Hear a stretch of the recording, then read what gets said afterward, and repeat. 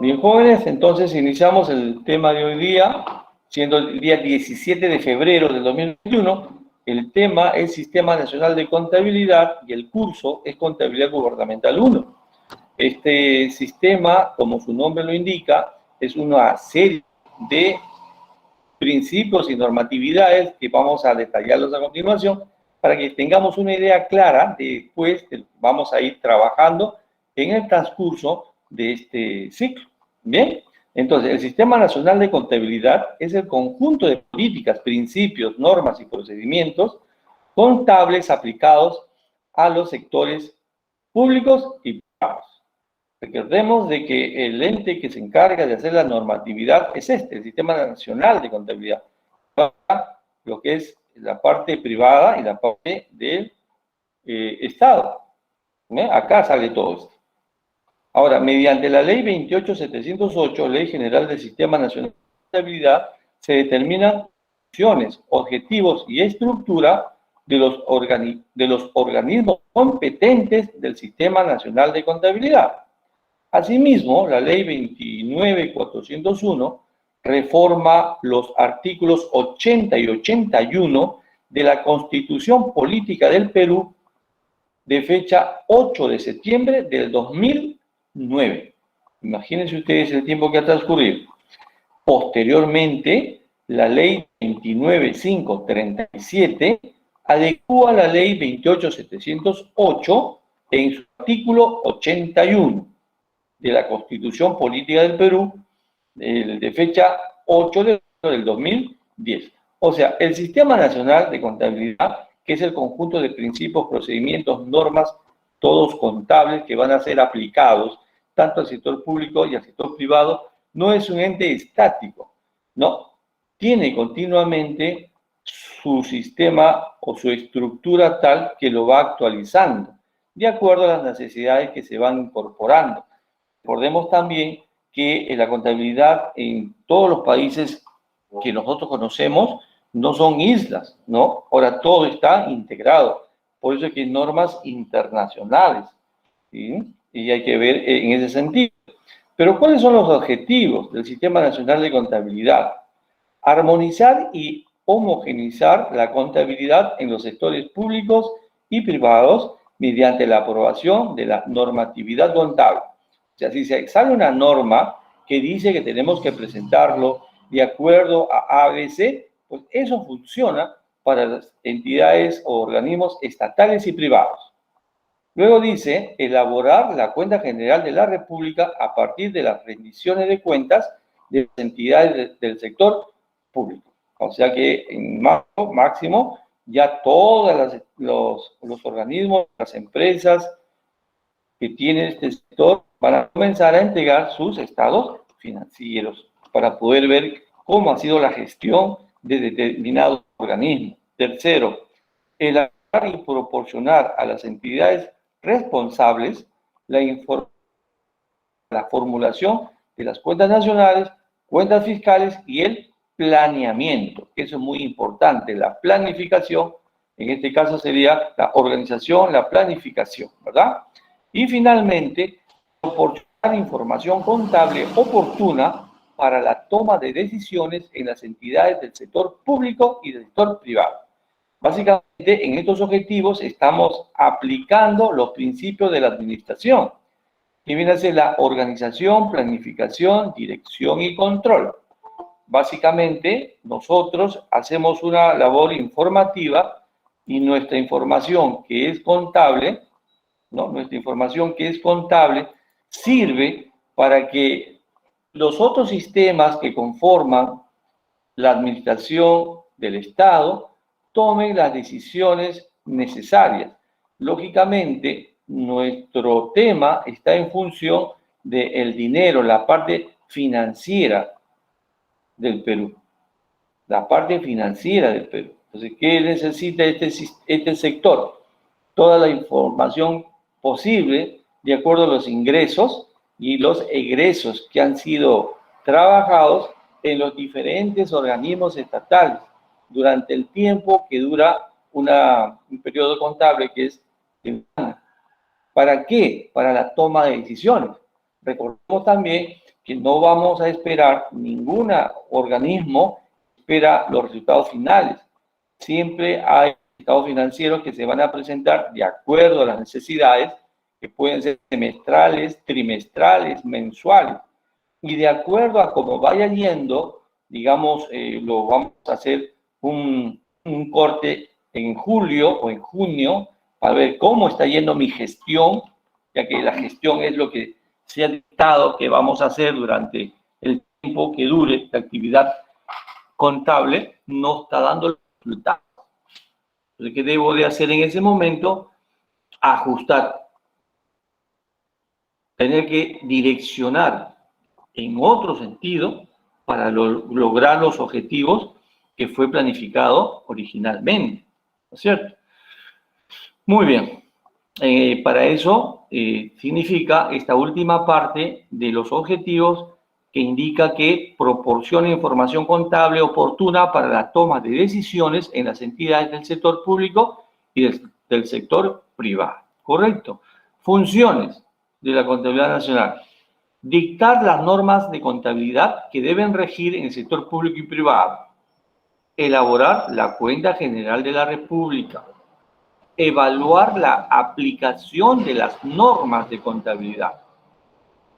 Cuarto, apoyar a los organismos del Estado en el análisis y evaluación de sus resultados. Apoyar a los organismos del Estado en el análisis y evaluación de sus resultados. Y finalmente, proporcionar la información de la contabilidad y de las finanzas de los organismos del Estado al Poder Legislativo, al Poder Ejecutivo y al Poder Judicial en las oportunidades que lo soliciten. Lógicamente, nosotros sabemos que para hacer un estado financiero, yo debo de partir del documento fuente. Y el documento fuente me sirve como base para determinar tal o cual acción. Pero ese documento, que es el documento fuente, si hubiese algo que es contra la ley, me va a resultar o a dar como resultado algo que está contra la ley. Entonces, ¿quién me va a pedir información contable? El Poder Judicial. ¿De qué manera? Para ver el documento fuente, si fue alterado, si no fue alterado, se tuvo una supervaloración de los solicitudes de compra, o de repente me lo pide el Poder Ejecutivo, o sea, el gobierno central, para ver cuánto es lo que tenemos ingresado a través del organismo que tiene que ver con el dinero, que es la SUNAT. La SUNAT, todos los organismos dan informaciones contables que al final de año van a ser sumados esa información contable, los estados financieros para las cuentas nacionales. Entonces, todos los organismos del Estado van a presentar sus situaciones financieras, sus estados financieros, por sectores han de clasificarse y luego diremos si ha habido un aumento en el área de la minería en comparación del año anterior, o ha bajado los ingresos en el sector agroindustria, ¿no? Haciendo la comparación con el año anterior. Todo sale esto de las cuentas nacionales. Ok. Entonces vamos a ver los principios regulatorios. Vamos a partir de este punto. La parte gubernamental, la contabilidad gubernamental, tuvo como base y tiene como base la contabilidad privada. ¿Okay? De ahí nace, porque antes no había una estructura, ¿no? Un poquito a la deriva que estaba yendo la contabilidad estatal. Pero luego de la aplicación, ¿no es cierto?, de la aplicación que se estaba trabajando en la parte privada, lo adecúa a la parte estatal y comienza a tener un mejor control. Al haber un mejor control da como resultado una mejor gestión. O sea, un mejor control, una mejor gestión y da como resultado final que haya lo que siempre se espera, que haya un ejercicio económico, que haya dinero, ¿no? Que haya dinero al final del mismo. Entonces, los principios regulatorios, ojo, principios regulatorios, no estoy hablando de los principios generales de la contabilidad, porque el Estado tiene los principios generales que se aplican en la parte contable. Los 15 principios los tiene. Pero estos son principios regulatorios. ¿Tiene cuál? Son el principio de uniformidad, integridad, oportunidad, transparencia y legalidad. Que podríamos nosotros trabajarlo en un gráfico, que lo vamos a tener, pero primero vamos a ver la parte literal. ¿Por qué dice que es el principio regulatorio de uniformidad? Establecer normas y procedimientos contables para el tratamiento homogéneo del registro, procesamiento y presentación de la información contable. Uniforme, todos iguales. Si a uno dice que tiene que tener la cuenta 10, 4, el total con sobregiros diferenciados, pues habrá que poner los sobregiros diferenciados. Todos. Porque eso lo están dictando el Sistema Nacional de Contabilidad. Si dice que la presentación del estado financiero tiene que hacerse en forma total, incluyendo las partidas que son de cobranzas dudosas y que tiene que tener un procedimiento AB, todo lo tiene que presentar de la misma manera, tiene que ser uniforme. ¿Okay? Eso es el principio regulatorio del Sistema Nacional de Contabilidad. Tiene que ser íntegro o tiene que haber integridad. ¿Qué significa esto? Que los registros deben ser sistemáticos en la totalidad de los hechos financieros y económicos. O sea, no soslayar, ¿no? O sea, decir, bueno, tengo 24, pero realmente fueron 26. Si no le estoy quitando acá, porque todavía no se había hecho la partida, eso no. Tiene que ser una presentación cabal, verídica, ¿okay? No soslayar nada. Eso significa ser íntegro o presentar un estado financiero integral. Tiene que ser oportuno, tiene que haber oportunidad. Mi presentación contable debe ser oportuna, o sea, el registro, procedimiento y presentación de la información contable en el momento y circunstancias debidas. O sea, yo voy a dar una información que ya no tiene pues razón. Decir, verdad, el proyecto Sicuani de marzo, ¿no? Lo hemos trabajado con 4 millones. ¿Cuándo vino la información? En abril. ¿Para qué me sirve esa información entonces? Si era de marzo. A eso se refiere. Toda la información contable debe ser en su momento. Sobre todo eso, ¿no? En su momento. Debe ser transparente.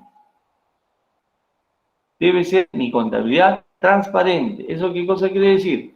Que tiene libre acceso a la información, participación y control ciudadana sobre la contabilidad del Estado. Por eso es que los ministerios, las municipalidades, tienen sus portales web en páginas. Dice, el Ministerio de Vivienda ha emitido una licitación para la construcción. Acá está toda su información completita. Cuánto es el valor, cuánto se va a demorar, quién ha ganado la licitación, etcétera, etcétera. De esa manera hay transparencia. Ahora, como transparencia podemos tener nosotros un ejemplo actual. ¿En qué sentido un ejemplo actual? Con esta situación de las vacunas. Miren ustedes, la información de las personas que tuvieron acceso a este programa, ¿no? Los fueron voluntarios, ¿no? En un registro de las universidades. ¿Quién lo sabía? La universidad, está bien. Pero ¿qué organismo del Estado lo fiscalizó? Nadie.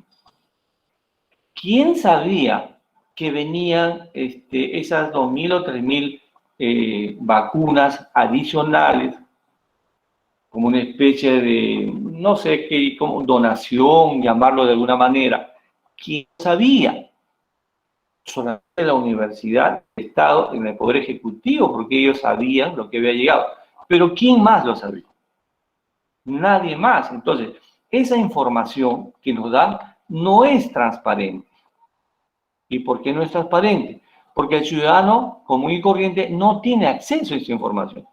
No hubiera sido lo correcto. Lo correcto hubiera sido que aparte de llegaron las vacunas, hemos hecho un convenio, se diga también de que fueron donadas tantas vacunas y no hacer provecho de esa situación, calladito nomás, el que sabe, ¿no? Entonces, a eso se refiere la transparencia.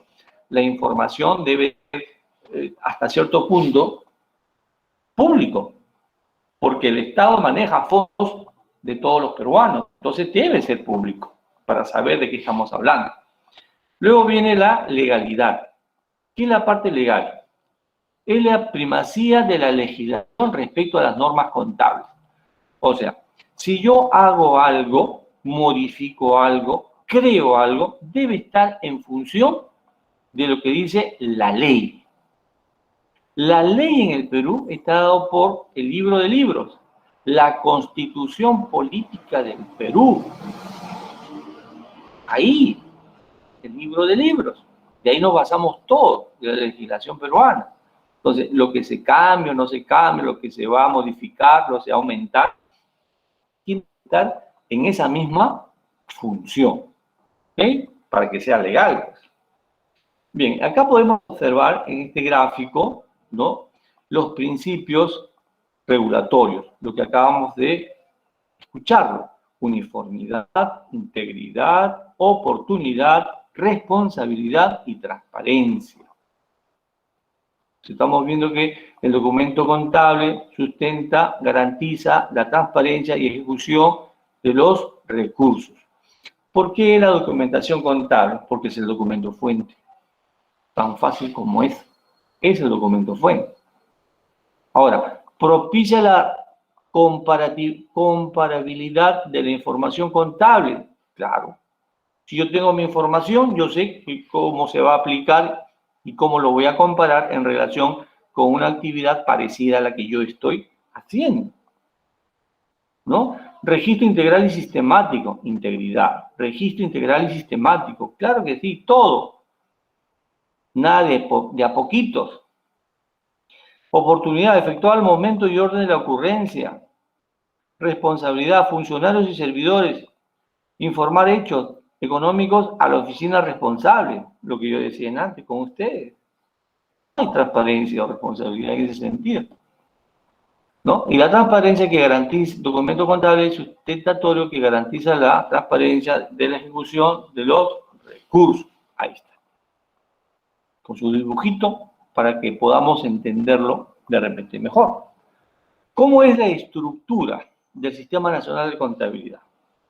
Su estructura está dado de la siguiente manera.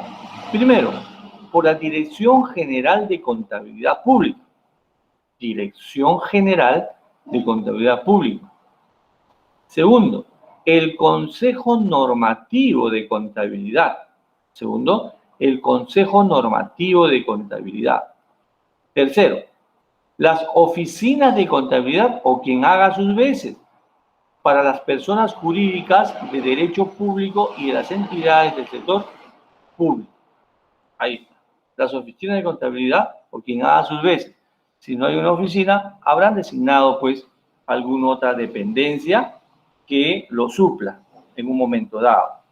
Y finalmente, las oficinas de contabilidad o quien haga sus veces para las personas naturales o jurídicas del sector privado. Interesante, ¿no? Aquí no vamos a meter todos en un solo saco, no. Vamos a crear oficinas de contabilidad o quien haga sus veces para las personas, por un lado, naturales y por otro lado, jurídicas. ¿Con qué número comienza el RUT de una persona jurídica? ¿Con qué número comienza el RUT de una persona jurídica?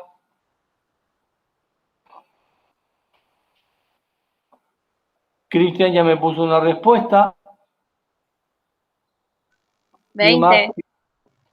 Ok, Ana, ¿quién más? ¿Dos nomás? Puede ser. Ok, vamos a seguir entonces. Ya que tenemos la estructura, digamos lo siguiente. El Sistema Nacional de Contabilidad no es una isla, por supuesto que no, porque parte de un sistema, forma un sistema, es un elemento de un sistema. Eso quiere decir de que hay otros sistemas, otras dependencias, otros departamentos, otras secciones que forman parte de la misma. Entonces aquí vemos cómo es interesante ver con qué otro sistema se va a relacionar nuestro sistema contable. Se va a relacionar con el Sistema Nacional del Presupuesto, con el Sistema Nacional de Abastecimiento, con el de Endeudamiento, con la de Gestión Fiscal y con el Sistema Nacional de Tesorería. Y luego viene, acá hay un programa que se llama Invierte.p, que es una manera, ¿no?, de solucionar algunos problemas. Ahora, ¿por qué está en relación de estos sistemas? Todos tienen que ver unos con otros, mira, endeudamiento, presupuesto, tesorería, todos tienen que ver con dinero, todos. Y el sistema de abastecimiento es la rueda que nutre a los otros sistemas. Abastecimiento, ¿qué significa abastecer? Dar situaciones, dar materiales, dar bienes, dar lo que se necesita para que esta rueda siga funcionando y no se quede. En el área de abastecimiento es el área más pedida que puede haber en el sistema público y de repente en algunos privados también. ¿Por qué? Porque en este sistema se tiene que ver mucho con los proveedores. Proveedores. Abastecer significa primero saber lo que tú necesitas. Y lo que tú necesitas está en función de las diferentes áreas que necesitan cosas. El sector administrativo, el sector productivo, el sector de ventas, el sector de... En fin, todos los sectores que yo pueda tener necesitan cosas. Y al necesitar cosas hacen sus requerimientos. Esos requerimientos van aquí, a esta área de abastecimiento. Entonces, abastecimiento dice, ¿qué necesita todos estos señores? Un montón de cosas. Perfecto. Crea un sistema de proveedores. Lo va clasificando por materiales de limpieza, por materiales de oficina, por materiales o herramientas, en fin. Y una vez que tiene todo bien organizadito, comienza a darles, ¿no?, las órdenes de compra. Entonces, acá me están pidiendo material, orden de compra para fulano, fulano, fulano, porque son empresas que se encargan de ese tema. Me piden papeles de oficina, me piden computadoras, me piden laptops, me piden tablet. También hay proveedores que se encargan de esa situación. Esta área, ¿por qué están pedidos? Porque todo el mundo quiere meterse aquí. A ver, con lo que yo les he dicho, ¿ustedes creen que por qué? Porque todo el mundo quiere estar ahí.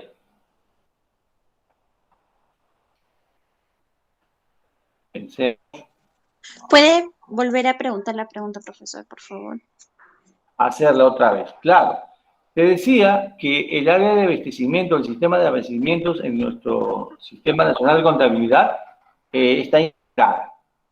Entonces yo te decía, ¿qué hace abastecimiento? Primero, hace un requerimiento interno de lo que se necesita.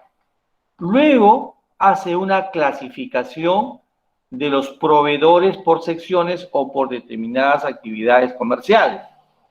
Y después de eso, comienza a pedirle, ¿no?, sus cotizaciones. Luego que le pide sus cotizaciones, ve el que sea mejor económicamente hablando, pero aquí tenemos que ver una cosa. No vamos a darle la buena pro simplemente porque es barato, porque hay que ver también el concepto de las situaciones técnicas que necesita ese material. Por ser barato, ¿no?, no va a ser de una calidad menor. Entonces ahí es donde el titular del área de abastecimiento tiene que tener mucho conocimiento de lo que se le está pidiendo para poder tomar una buena decisión. ¿Okay? Entonces, ya tengo entonces bien establecido mi registro de proveedores, ya sé yo a quién le voy a dar la orden de compra, ¿no es cierto? Está bien organizado. Yo después les he hecho la pregunta, ¿por qué creen que el área de abastecimiento es bien requerido? Todo el mundo quiere estar en abastecimiento. ¿Por qué?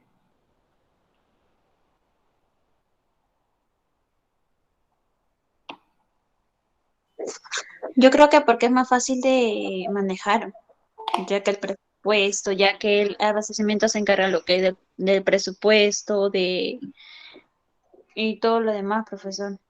A ver, el abastecimiento más se ocupa, ¿no?, de darle determinados... Dar mercadería a la empresa, mejor dicho, o algo claro, así. ya, perfecto. Entonces, si tú tienes la posibilidad de decir, a ver, ¿cuándo son? Pedro, Pablo y Josefa. ¿Cuántas órdenes de compra tengo? 16. Y todos están cotizando por ahí, casi por ahí. Y tú tienes el poder de poder decir a Josefa, 1, 2, 3, 4. A Rodolfo, 1, 2, 3, 4, 5, 6. A Lupe, mi amiga del alma, 1, 2, 3, 4, 5, 6, 7 y 8. Entonces, ¿por qué crees que abastecimiento sea tan requerido ese puesto? Algo que está de moda en nuestro país, algo que no debe ser, pero se está dando.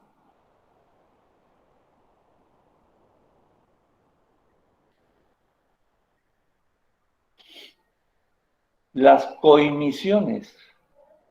La coimisión, jovencito, ahí está el detalle, como decía en una película un artista que ni siquiera lo conoce seguramente.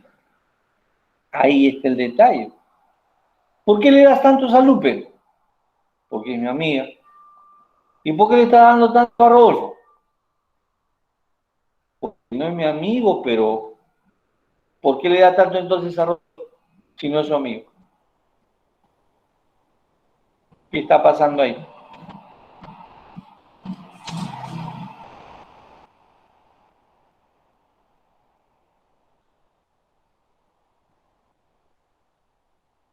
Exactamente, Cristian. Ya me respondió Cristian y tiene toda la razón del mundo. Si tú tienes el poder de poder nombrar, adjudicar algo a alguien, pues simplemente te van a estar siguiendo. Te van a estar siguiendo para que se lo des, se lo des, se lo des. Y para incentivarte, es lo que sucede con lo que me está poniendo Cristian. Comienzan a ver las coimisiones. La coimisión viene ahí, jovencito. Ese es el problema que tenemos, desgraciadamente, en nuestro país. Todo lo sobrevalúan, no hay un buen control. Las entidades que se han creado de parte del Estado no son preventivas, no son preventivas. Solamente entran a tallar cuando ya se terminó el proyecto y ahí puede ser, ¿no?, algo que tiene que mejorarse de todas maneras, ¿no? Entonces tenemos acá este gráfico donde vemos cómo la parte contable da información para la toma de decisiones y en función de estas diferentes áreas. Por ejemplo, el presupuesto de la nación y el endeudamiento son dos temas que se van a discutir en el Congreso de la República a fines de año, en octubre, noviembre, se van a ver cuál es el presupuesto nacional. Y una vez que tenemos el presupuesto nacional discutido, ¿no?, ahí se va a decir, en base a los presupuestos que envían todas las entidades estatales, envían sus presupuestos para saber cuáles son sus requerimientos de un año. De esa manera, vamos a ponerlo así, el Perú tiene 18, 19 grandes males que están representados por los ministerios. A su vez, los ministerios tienen, el Estado también tiene, aparte de los ministerios, algunos organismos ¿no? Independientes, que ustedes lo deben haber visto en el organigrama que les he pedido, ¿no? Ahí ven, todos tienen requerimientos económicos. Entonces, ellos también presentan sus presupuestos. Una vez que le dan una fecha límite, ya el Estado tiene todo el monto de lo que van a ser sus gastos, comienza a ver los ingresos. SUNAT, cuánto tenemos de dinero y cuál ha sido su clasificación. Pues ahí irá, pues, impuesto renta, de primera, segunda, tercera, IGB, transferencias, aduanas, SUNAR, en fin. Toda esa información se lo van a dar para poder saber los ingresos. Una vez que ya tengo todos mis ingresos y todos mis gastos a través de los presupuestos, yo comienzo a discutir el presupuesto nacional. Y si, por ejemplo, el Ministerio del Interior me pide 80 millones y yo tengo un presupuesto, una gran cantidad de dinero, lo tengo que repartir en todo lo que me están pidiendo, toda la torta, lo tengo que repartir en pedazos. Entonces tengo que ser, pues, milimétrico. Si me están pidiendo 80 y yo para esto no tengo 80, se le está destinando solamente 50, le daremos 50. Al otro ministerio que me está pidiendo 35, no me alcanza, pues, la torta no me alcanza. Entonces le daré 25. Y así sucesivamente. Entonces, ¿qué conseguimos con este tipo de presupuesto, con esta entrega de dinero?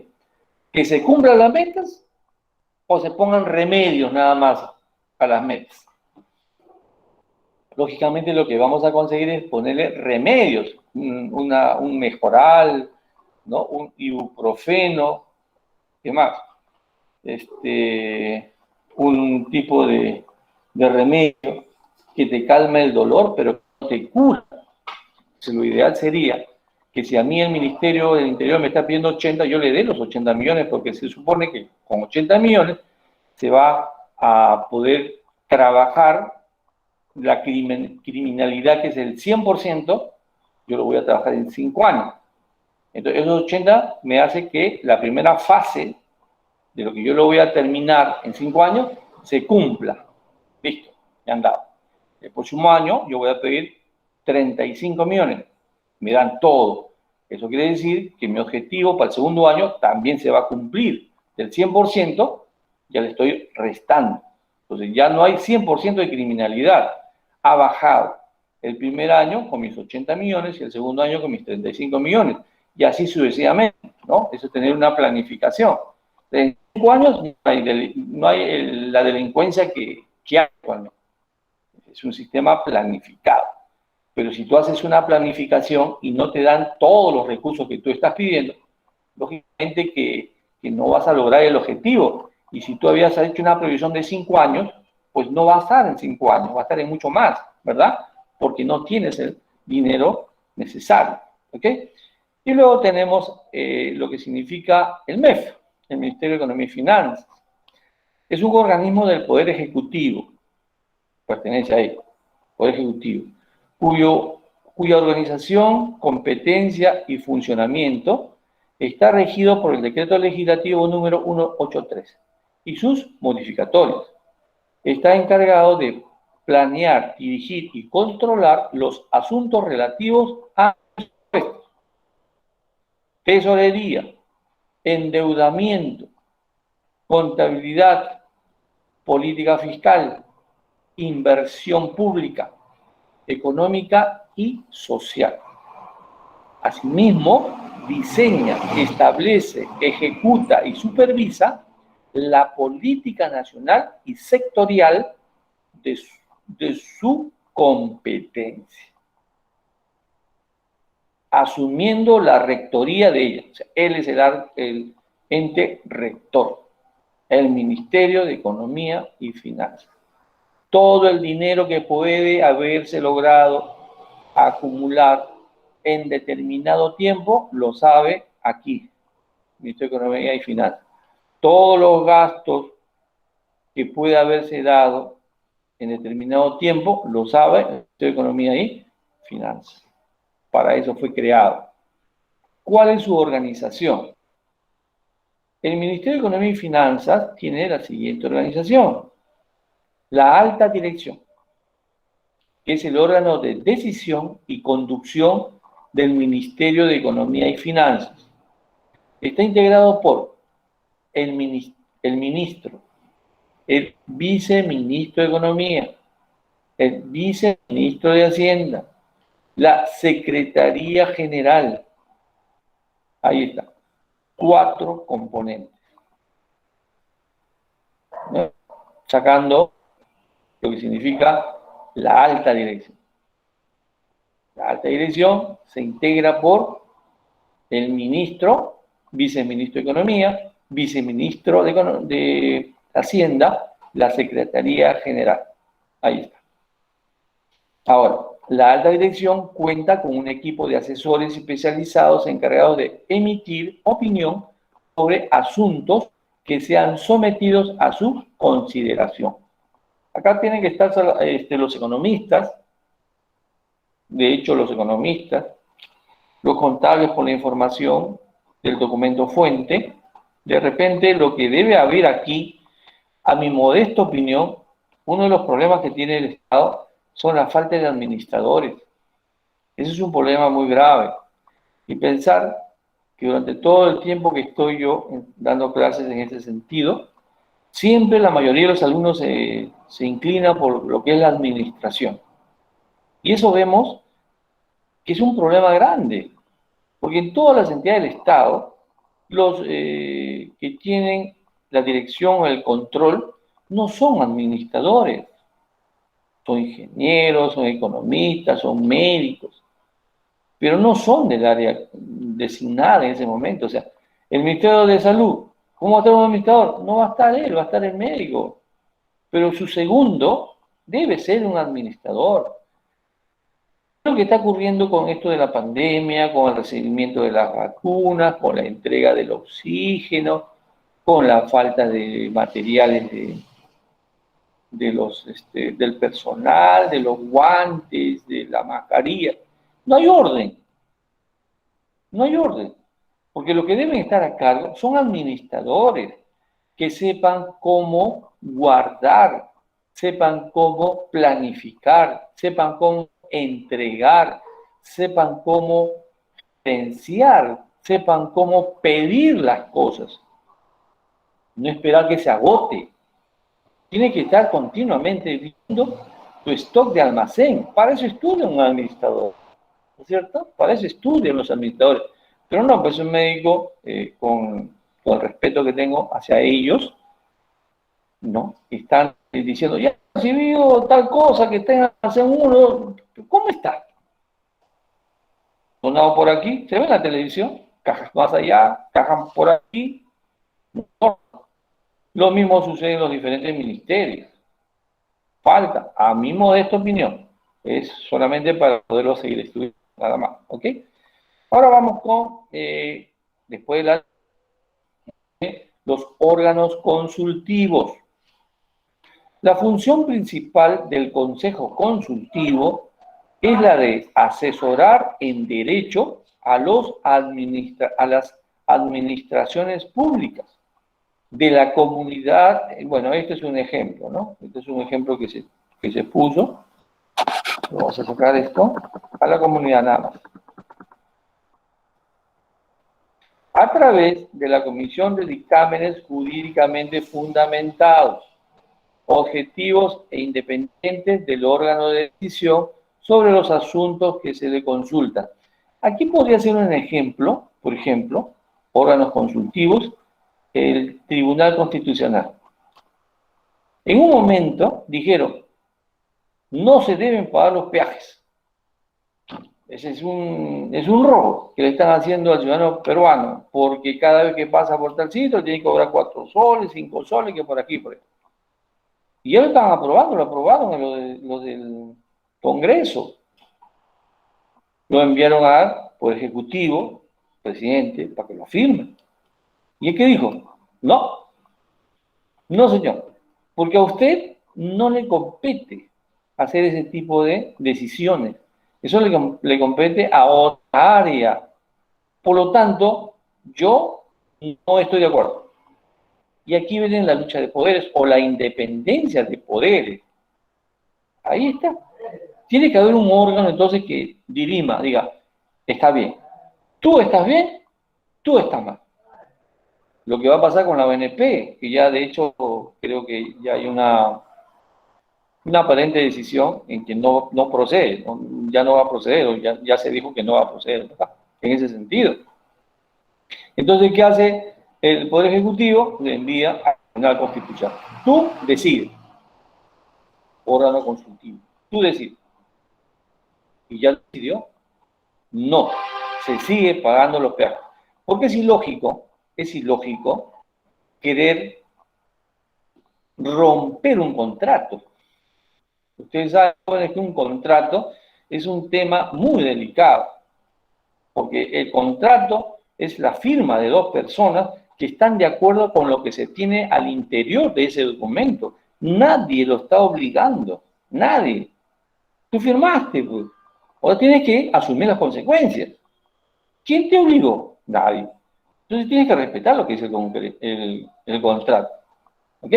Órganos consultivos a través de sus integrantes el asesoramiento sobre el derecho, básicamente sobre el derecho. Muy bien. El tercer órgano es el control institucional, OSI. Es el órgano que forma parte del Sistema Nacional de Control. Forma parte del Sistema Nacional de Control, encargado de ejecutar el control gubernamental en la entidad. O sea, llámese ABC, llámese SUNAT, por decir, llámese la municipalidad, son entidades del gobierno. Pues debe haber un órgano de control institucional, según sus planes anuales y de acuerdo con lo dispuesto en la Ley Orgánica del Sistema Nacional del Control y de la Contraloría General de la República. Aquí tenemos que ver lo siguiente.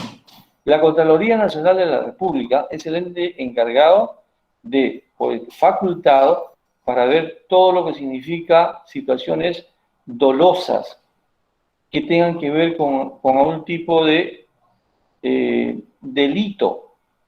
¿Quién va a resolver ese problema? La Contraloría General de la República. Ellos tienen que designar personas que establezcan qué sucedió y dictaminar, ¿por qué no?, algún tipo de penalidad. La Contraloría General de la República. ¿Okay? Luego tenemos el cuarto órgano, que son órganos resolutivos. Resolutivos. Es la más alta autoridad ejecutiva de la unidad.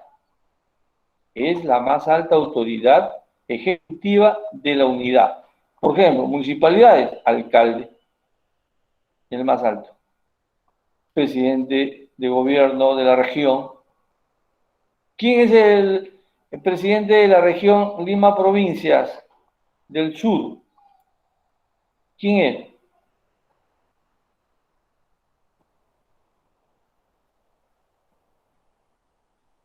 Anita, no tengo nada de Paola. Aquí en la pantalla no me aparece su solicitud de ingreso. Dile que vuelva a intentar ingresar, Ana.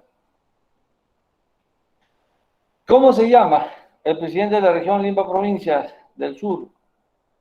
De Cañete.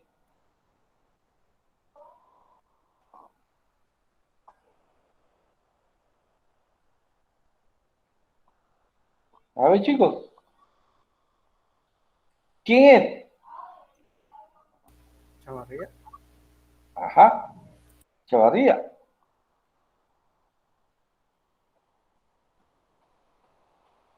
¿Cómo se llama Chavarría? Su nombre. Ricardo. ¿Carlos? Ricardo, ahí está en los comentarios. Ricardo, dice, ¿no? Ricardo Chavarría. ¿Y del sur, Guaral? ¿Quién es? ¿No hay? No hay ninguno de Guaral. Todos son de Cañete. De Lima, ¿quién es la entidad máxima tratándose de alcaldías? ¿Quién es alcalde de Lima? El que tiene que velar, Muñoz, él es el alcalde, ¿no es cierto? Él es el alcalde. Muy bien. Entonces, a eso se refiere estos órganos, ¿no? Resolutivos. Ministerios, acá los ministros son órganos resolutivos, porque tienen ellos poder de dictar algún tipo de normatividad, los ministros. Órgano de defensa judicial. Es un órgano colegiado encargado de dirigir y supervisar la defensa jurídica de los intereses del Estado, lo cual se encuentra a cargo de los procuradores públicos. El procurador público que ha sido bien mencionado últimamente es en el caso del problema de... Ahí está ingresando recién en lo de Paola, Ana. Listo, ya está. ¿No? Procurador Nacional del que ha sido amenazado, él y su familia, en diferentes oportunidades, que ha tenido que ver con el apresamiento de la señora Keiko. Los procuradores también que han estado o viajaron a Brasil para el caso Odebrecht. También son procuradores, son titulares, que dependen directamente de la alta dirección, parte del Ministerio de Economía y Finanzas. Ellos se encargan de velar por los intereses nacionales. Ahora, la mejor defensa que yo he podido observar de los procuradores nacionales ha sido cuando se ganó a Chile este problema que hubo, que se prepararon y se fue a La Haya y todo lo demás. Es un juicio muy, muy importante para los intereses nacionales. Primera vez que vi y me gustó mucho cómo se preparó el Perú para poder hacer esa defensa. Prácticamente, jóvenes, me entusiasmé viendo a tempranas horas, que tenemos varias horas de diferencia con ese país,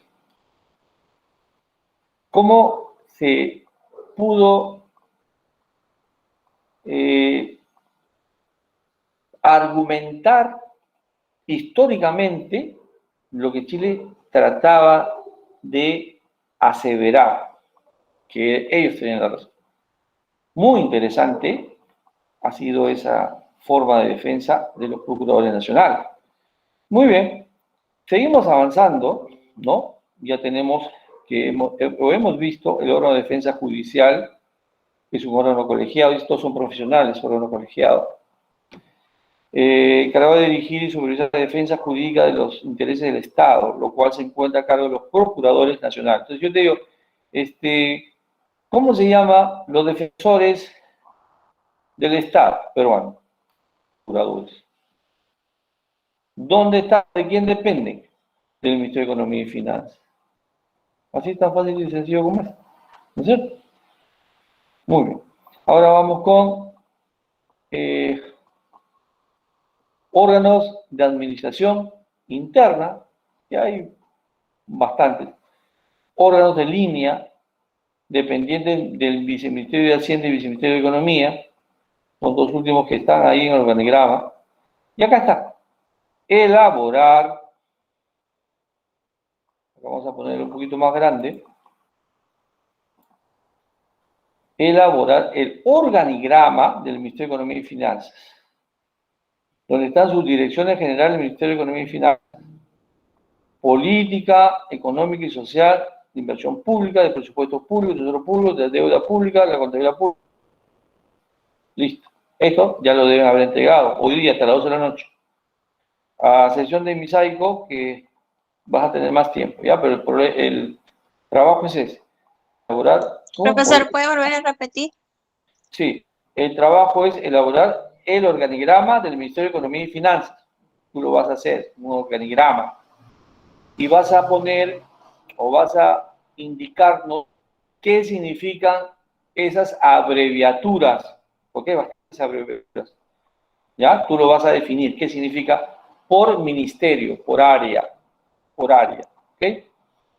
Este es un temita bastante interesante, que es acerca de la terminología.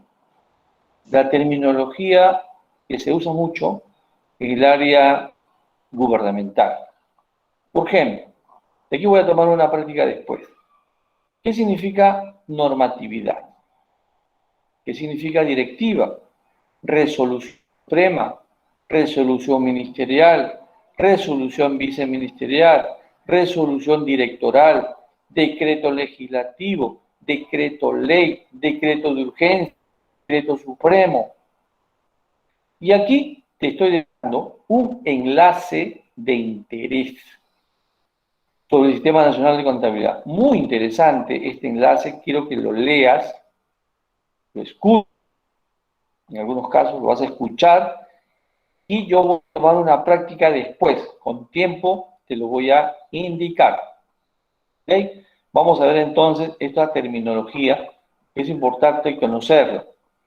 ¿Qué es una normatividad?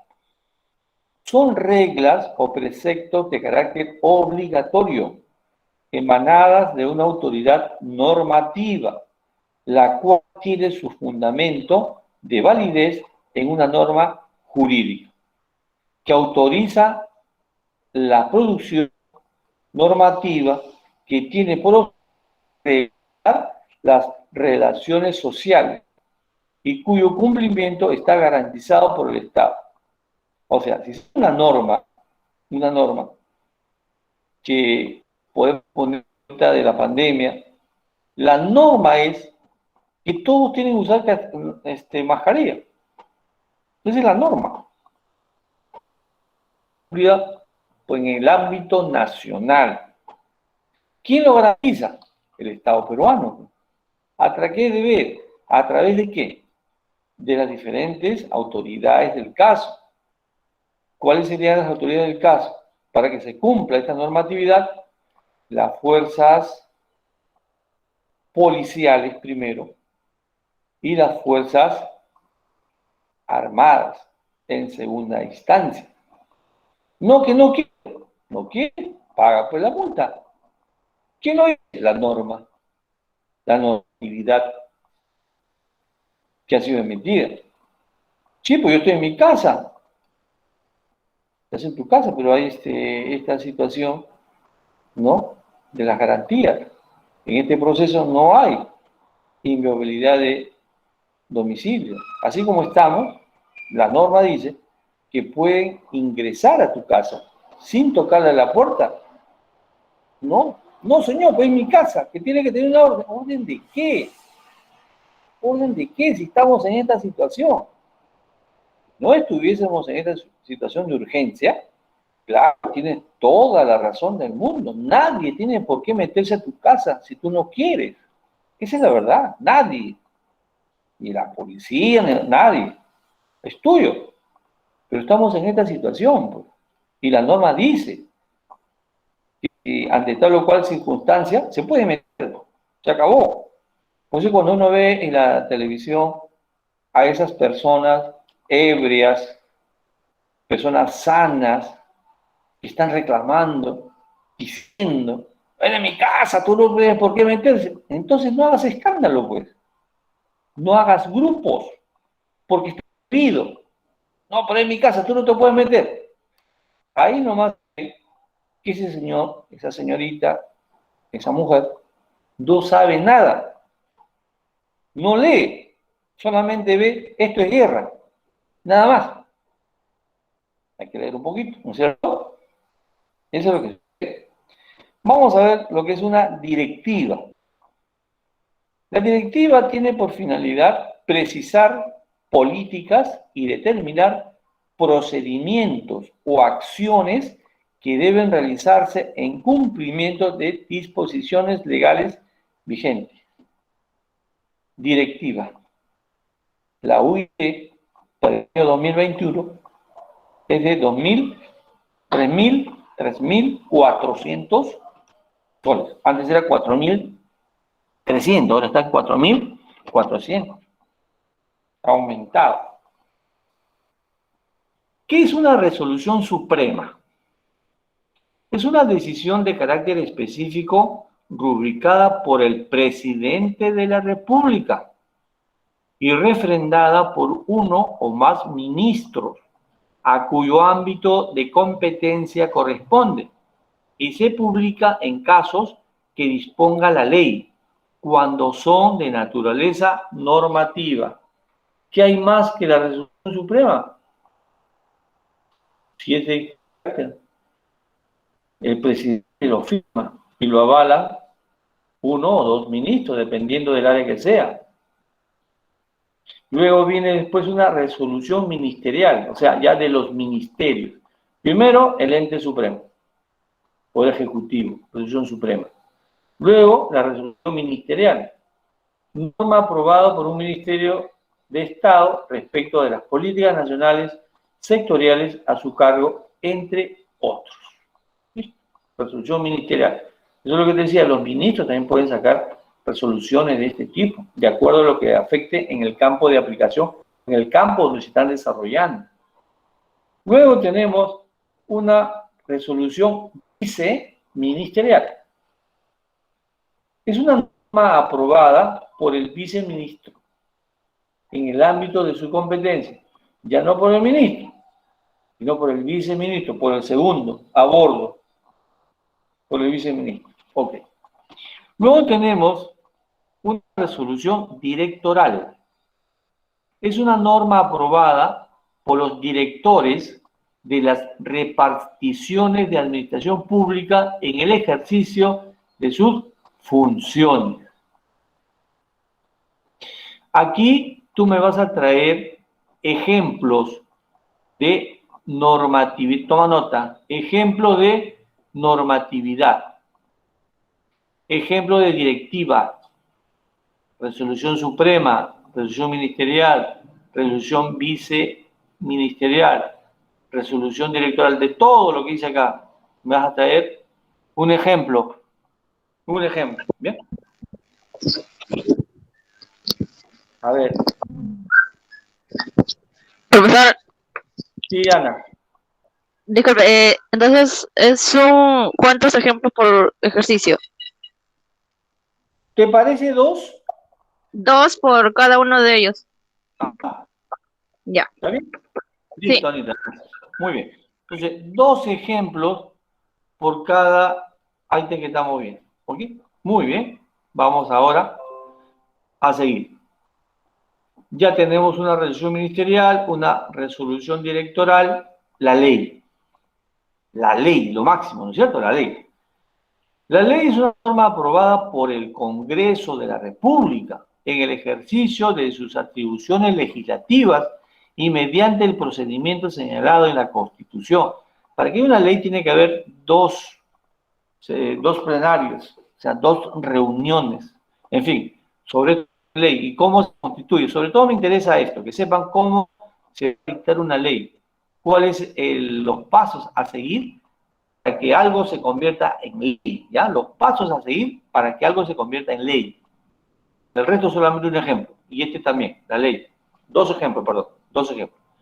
Es un decreto legislativo, norma con rango y fuerza de ley, que emana de la autorización expresa y facultad delegada por el Congreso. O sea que el Congreso delega esta situación, ¿no? Se circunscribe a la materia específica y debe dictarse dentro del plazo determinado por la ley autoritativa respectiva. Decreto legislativo. Lo que hacen, pues, los ministros que han estado en estos presidentes, hemos tenido varios presidentes en este poco tiempo, ¿no? Y van al Congreso y le piden facultades para legislar, le piden autorización. El Congreso le dice, bueno, ¿sobre qué materia? Tal materia. Ya, está bien. ¿Por qué tiempo? Por este tiempo. Ya, le dan autorización. Entonces, cuando el Poder Ejecutivo, el presidente, digamos, hace un anuncio, ¿no? Como ley, no es una ley lo que él dice, es un decreto legislativo. Porque las leyes, los únicos que van a dar o están autorizados a dar ley es el Congreso. Pero como el Poder Ejecutivo ha pedido permiso, ¿no es cierto?, delega, entonces el Congreso le da autorización. Es lo que dice acá. Norma con rango y fuerza de ley que emana de la autorización expresa y facultad delegada por el Congreso. Se circunscribe a la materia específica y debe dictarse dentro del plazo determinado por la ley. Autoridad respectiva. Ya está. Decreto legislativo. ¿Qué es un decreto ley? El decreto ley es una norma con rango de ley aprobada por el gobierno de facto. Es un gobierno de facto. El gobierno de facto son aquellos que han sido dados por golpes de Estado. Ellos no pueden legislar por leyes, porque, por decirte, tú eres el presidente de la República, estás trabajando muy bien, pero de repente algún militar, normalmente son los militares, un general, qué sé yo, no está de acuerdo con lo que tú estás haciendo. Este general se complota con varios generales, ¿no? Y te está. Diga un día X, salen unos tanques, uno está en el Palacio de Gobierno, Poder Legislativo, Congreso, en fin, bien distribuido, tú te levantas preso. ¿Qué ha pasado? Golpe de Estado. Listo, ya no eres presidente. Te han dado un golpe de Estado. Entonces, en ese caso, ¿cómo va a regirse nuestra nación con este militar? ¿Cómo va a gobernar? A través de decretos leyes, que es norma con rango de ley aprobado por los gobiernos de facto. Luego tenemos los decretos de urgencia que tenemos a cada paso. El decreto de urgencia, norma con rango y fuerza de ley para lo que se dicta medidas extraordinarias en materia económica y financiera, salvo materia tributaria. Así que los tributos, sí, no te metas, no hay urgencia con la parte tributaria. Solamente pueden haber decretos de urgencia para lo que son materias económicas y financieras. Tributarias no. No que el impuesto la tasa del impuesto a la renta de tercera categoría, o sea, para las empresas, ya no va a ser 29.5, ¿no? Va a ser 30. Momentito. ¿Por qué? Porque estamos en decreto de urgencia. No, señor. Tú puedes tomar otro tipo de materia, pero en la tributación no hay decretos de urgencia de ninguna manera. Se expide cuando así lo requiere el interés nacional y se fundamenta en la urgencia de normar situaciones extraordinarias y imprevisibles. Aquí hay un tema interesante también acerca de los decretos de urgencia. Si todo el tiempo se me caen los cerros por invierno, ¿no? ¿Por qué no creamos pues una vía alterna o utilizamos un bien que ya lo tenemos durante años y lo hemos trabajado durante años de años en el siglo pasado?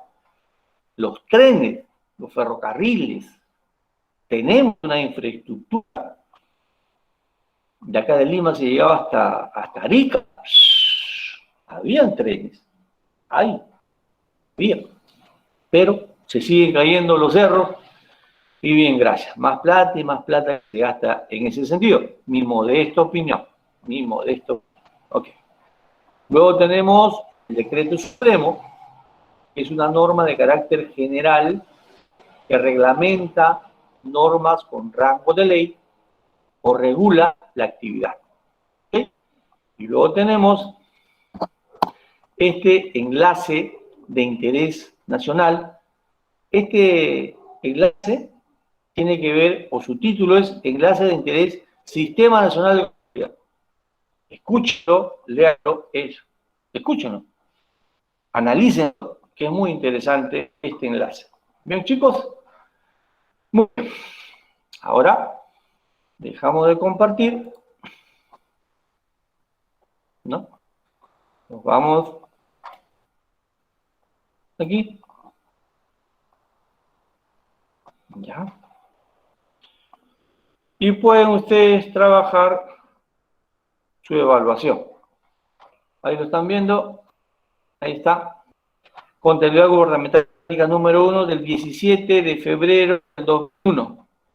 Pongan su nombre, su correo electrónico. No necesario, pero si lo tienen lo pueden poner. Y piensen ustedes a responder. Las respuestas le van a salir a ustedes, las que han sido aprobadas. A la que esté bien, le van a decir 2 puntos, 2 puntos, 2 puntos. Va sobre 18. Va sobre 18. Bien. Hasta acá dejamos nuestra grabación. Jóvenes, buenas noches.